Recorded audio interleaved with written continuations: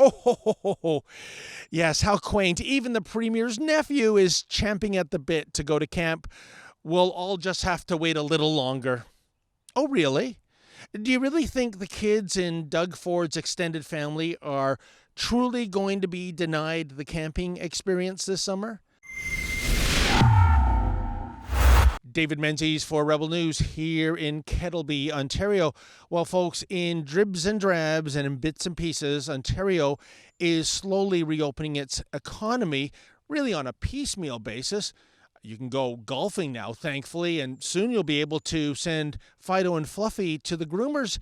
Yet there are some things conspicuous by their absence when it comes to jump-starting the economy.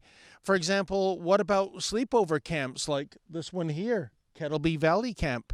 When, oh when, is the government going to give the green light for sleepover camps to reopen? And who would support this? Indeed, why would the government shut down sleepover camps for children? After all, the kids will be in the great outdoors. They'll be having fun in the sun. They'll be taking in all that glorious vitamin D. And there is zero risk. That's right, zero. More on that later. Yet, at the same time, this same government keeps sleepover camps open for seniors. That's right, homes where the seniors are kept inside. Homes that are responsible for 82% of all Canadian Wuhan virus deaths. That just doesn't make sense. Hey, even Doug Ford's nephew wants to go to sleepover camp. Remember this exchange at a press conference last month? No, I even got a call from Rob's son, 12 years old, my brother's son, saying, Uncle Doug, am I going to camp or not? And I told him, I can't answer that. Well, how about in August? I said, I can't answer that. He goes, well, find out and get back to me right away. And I thought, really? I'm getting lobbied by my 12-year-old nephew, too. Oh, ho, ho, ho, ho. Yes, how quaint. Even the Premier's nephew is champing at the bit to go to camp. We'll all just have to wait a little longer. Oh, really? Do you really think the kids in Doug Ford's extended family are truly going to be denied the camping experience this summer? After all, the Premier is one of those fortunate Ontarians. He has a big, beautiful cottage. Members of the Ford family will be able to swim and go canoeing and go hiking. As for your kids, folks, well, they can just take a hike. That's just not right. And what are these kids supposed to do as summer beckons? Well, I guess stay in the city and go have some fun in the playgrounds. Oh, wait a second. What am I saying? The swing sets and the monkey bars, they're all locked down. So unless you have $880 to pay the pandemic police, the playgrounds remain under the ban too. Wow, the summer of 2020 is sure shaping up to be a real whiz-bang fun time for the small fries, isn't it? Yet the camp clampdown, it's all about safety, right? That's what we are constantly told. But really, is that true? Because here are the facts. Not a single child has died in Canada from the Wuhan virus. Not one. And check this out. A grand total of 33 people aged 19 and younger have had to go to the hospital. 2 of them went into the ICU and both recovered. So not a single fatality for anyone 19 and under in this country. And check out this stat. It shows there are about 8 million Canadians 19 and under. 8 million! And not a single one has died. Zero, zilch, zip.